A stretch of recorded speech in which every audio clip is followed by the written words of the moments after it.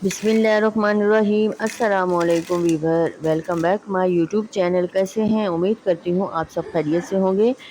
आज की रेसिपी मेरे किचन में बहुत ही यूनिक, क्रिस्पी, चटपटी चीज़ फ्राई होगी। आप इसे दलीम में खा सकते हैं, निहारी में प्याज की जगह यूज़ कर सकते हैं, और ये वैसे भी खाई जाए चाय के साथ बहुत ही स्पाइसी लगेगी।